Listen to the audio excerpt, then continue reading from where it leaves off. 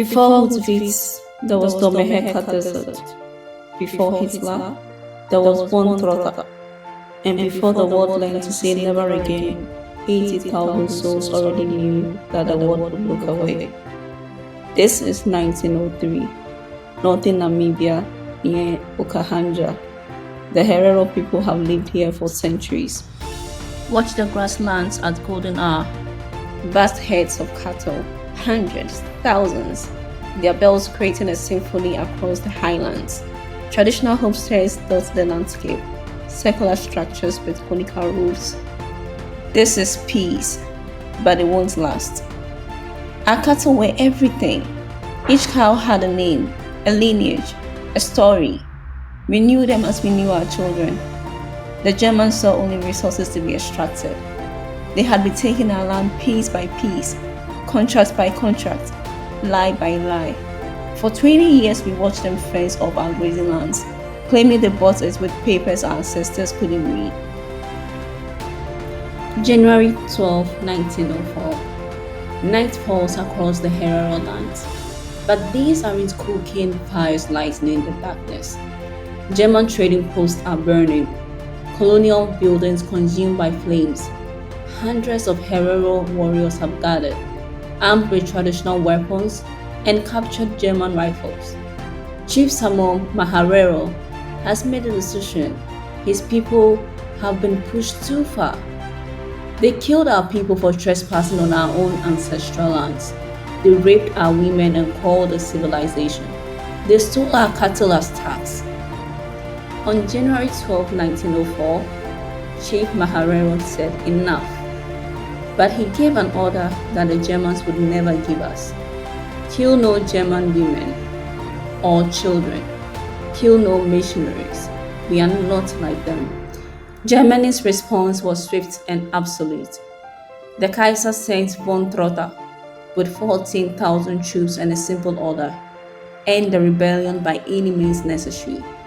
Von Trotha had fought in East Africa, in China during the Boxer Rebellion. He had learned that to break a people, you don't just defeat their warriors, you erase their future. August 11, 1904, the Battle of Waterberg.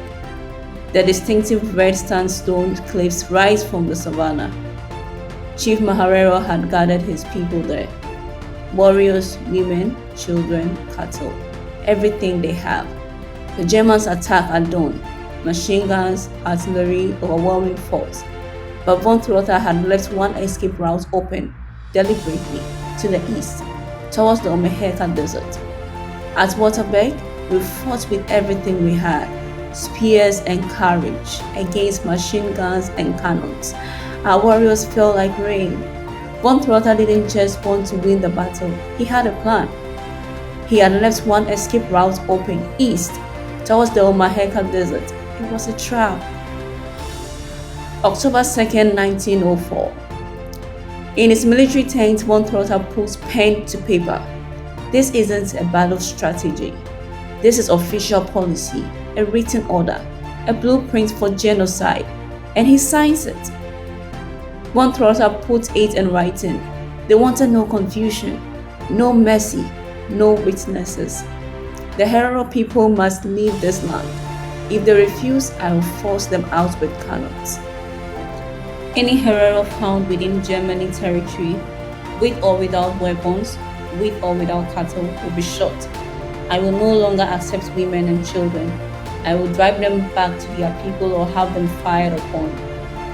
60,000 Herero fled into the Omaheke Desert. The Germans didn't pursue them with soldiers. They didn't need to. They poisoned every water hole, every single hole. They built a 250-kilometer fence along the desert edge. They posted guards with one order: shoot on sight. The desert will do the rest. Mothers watched their children die of thirst in their arms. Old men who had survived a lifetime fell to the sand and never rose. We dug for water with our bare hands until our fingers bled. We drank our own urine. We drank the blood of our last cattle. And still people died. Every day, every hour. My mother gave me her last drops of water. maybe 3 drops. And she said, keep Kahi memoir alive, keep her name alive. Then she closed her eyes, just like that. We couldn't bury her. We had no strength. I left her in the sand and kept walking. By December, we faced a choice no mother should ever face: die in the desert or surrender to the Germans. We knew what surrender meant. We had heard the stories from those who tried. But when you watch your children die in your arms, when their lips move but no sound comes because their tongue is still swollen from thirst, you surrender. Not because you want to leave, but because you cannot bear to watch them die. We surrendered, and the sentence to death comes. Yes, death comes. 14 years before the Nazis, Shark Island had a 74% death rate. We built railways on empty stomach. We carried stones until we collapsed. They gave us food so rotten that, even starving, some couldn't eat it. They worked us until we died, then replaced us with new prisoners from the desert. But that wasn't the worst of it. They didn't just want us dead, they wanted us to prove we were less than human. German scientists came to the camps, they measured our skulls, our features, took photographs. When we died, and we died in thousands, they bored our heads and sent our skulls to German universities. Mothers were forced to clean the skulls of their own husbands, their own children, with shards of broken glass, scraping off the flesh. They catalogued us like insect, specimen number 1847, specimen number 1848. I was forced to clean skulls. I didn't recognize most of them. The flesh was gone, you understand? But one had a crack in the jaw, a specific crack.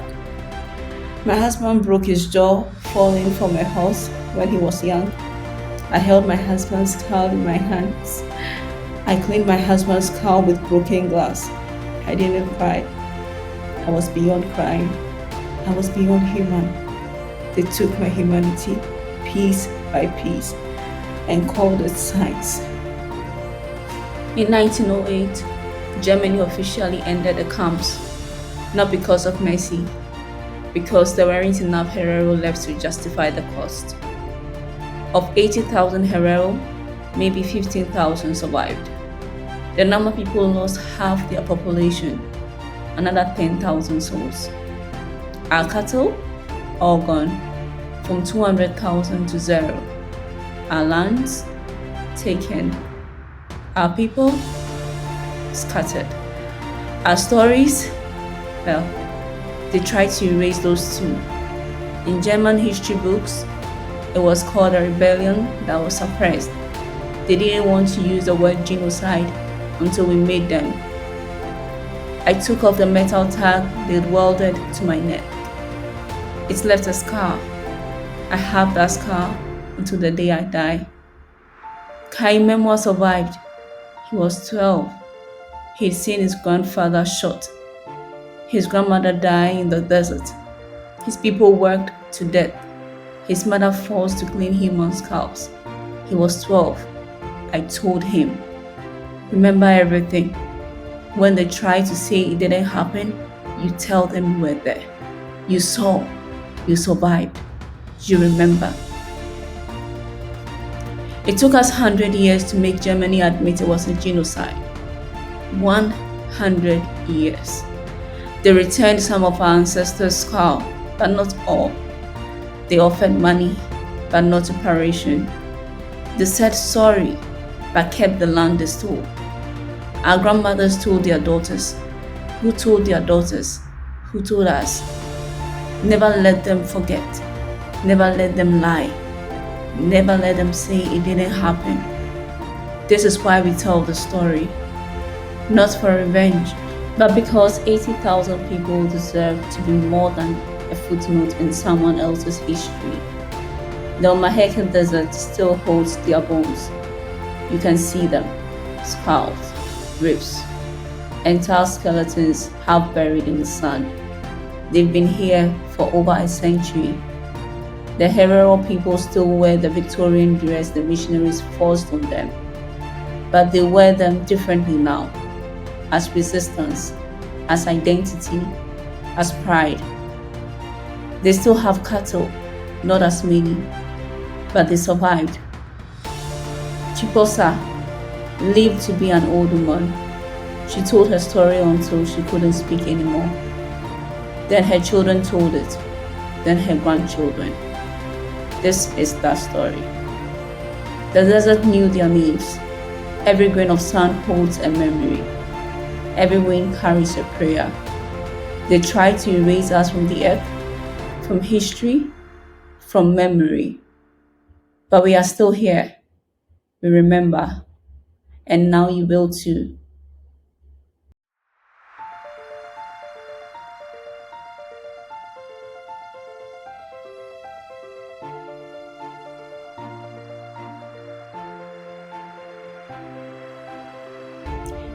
Her name was Tjiposa, and now you know her story.